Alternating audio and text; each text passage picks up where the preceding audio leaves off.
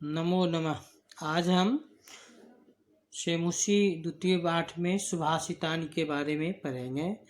सुभाषितान जो होता है संस्कृत कृतियों के जिन ग्रंथों या पद्यांशों में सार्वभौम सत्य यूनिवर्सल ट्रूथ जिसको बोलते हैं को बड़े मार्मिक ढंग से प्रस्तुत किया गया है। इन पद्यों में क्या है को ही हम सुभाषित कहते हैं। यह इस पाठ में 10 सुभाषित श्लोकों का संग्रह है जिसमें परिश्रम का महत्व, क्रोध का दुष्प्रभाव है ना आदि बहुत सारे अलग अलग गुणों के बारे में बताया गया है। तो पहला श्लोक हम पढ़ेंगे कि आलस्यं हि मनुष्याणां शरीरस्थो महान् रिपुः न अस्ति उद्यम समो बन्धु कृत्वायं न अवसीदति। यहाँ पे सबसे पहले हम इसको संधि विच्छेद अलग अलग करेंगे, फिर हम अन्वय पढ़ेंगे, फिर हम इसका अर्थ जानने का प्रयास करेंगे। आलस्यम ही मनुष्यानाम शरीरस्थो, यहाँ पे संधि विच्छेद है, शरीरस्थ प्लस क्या हो गया शरीरस्थ विसर्ग या शरीर प्लस स्थ, ये सौ है उसका विसर्ग हो गया शरीर प्लस स्थ।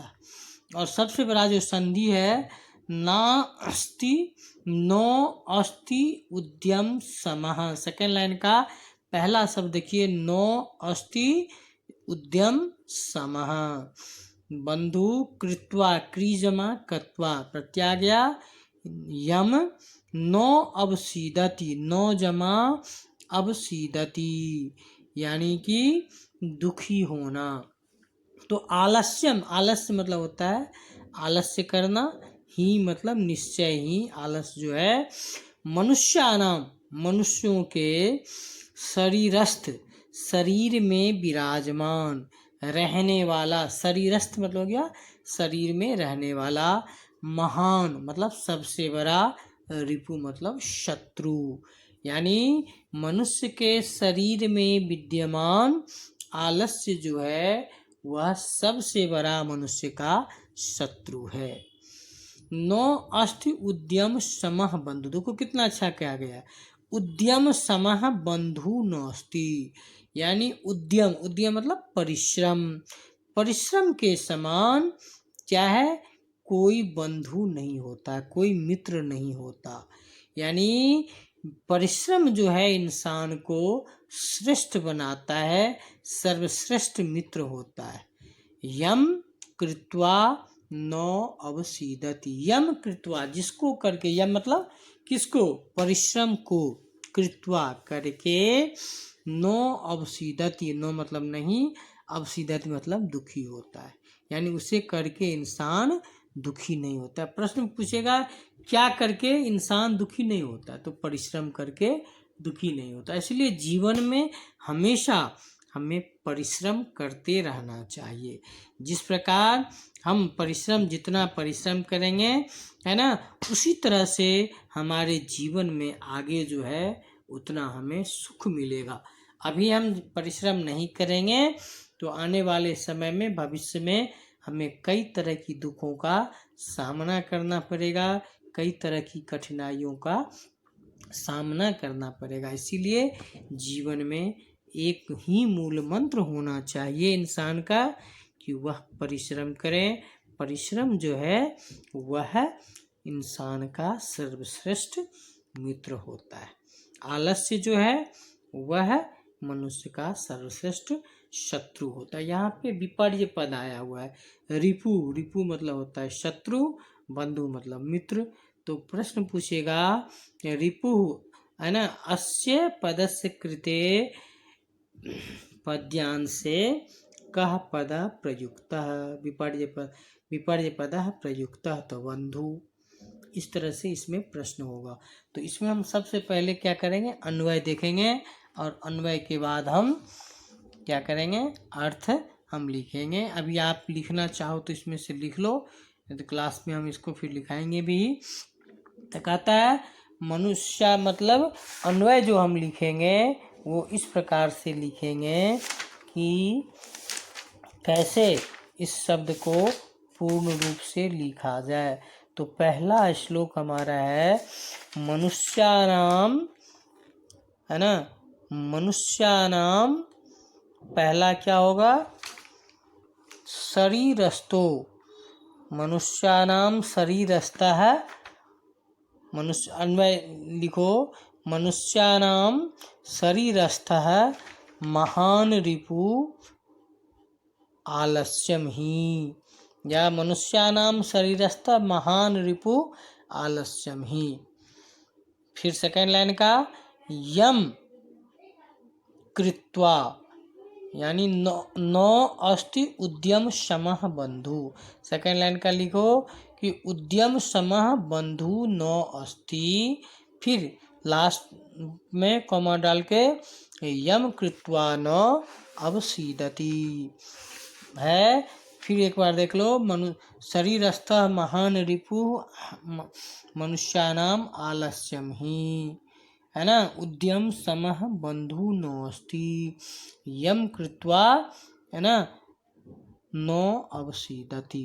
अब इसका अर्थ होगा ही मतलब निश्चय ही, आलस्य निश्चय ही, आलस्य मनुष्य के शरीर में रहने वाला सबसे बड़ा दुश्मन है, शत्रु है। पहले लाइन का अर्थ होगा कि निश्चय ही मनुष्य के शरीर में सबसे बड़ा शत्रु क्या है, आलस्य है ना। परिश्रमम उद्यम सम बंधु नास्ति, परिश्रम के समान उनका कोई मित्र नहीं होता है। यम कृत्वा जिसे करके, है ना, नो अवसीदति वह दुखी नहीं होता। अतः जीवन में हमेशा हमें परिश्रम करना चाहिए, परिश्रम के महत्व को समझना चाहिए, और कभी भी मौका मिले तो परिश्रम से पीछे नहीं लौटना चाहिए, है ना। हमें परिश्रम के बदौलत ही कोई भी व्यक्ति इस संसार में जो महान बना है वह ऐसे नहीं बना है, परिश्रम से बना है, मेहनत से बना है। अपने योग्यता की निखार, उनकी योग्यता की निखार तब होती है जब वह मेहनत करता है। इसीलिए एक ही उद्देश्य होना चाहिए कि जीवन में हम परिश्रम करें। पहला समझ में आ गया। अब दूसरा श्लोक है गुणी गुणम वेति नो वेति निर्गुणो, बली बलम वेति नो वेति निर्बलः, पीको वसंतस्य गुणम न वायसः, करीच सिंहस्य बलम न मूषकः। बहुत अच्छा श्लोक है सेकेंड का भी। दूसरा श्लोक भी है गुणी, गुणी मतलब गुणवान व्यक्ति, वो गुणम वेत गुण को जानता है, वेत मतलब जानना, गुणवान व्यक्ति गुण को जानता है। नो वेत निर्गुणो, जो निर्गुण व्यक्ति है जिसमें गुणों का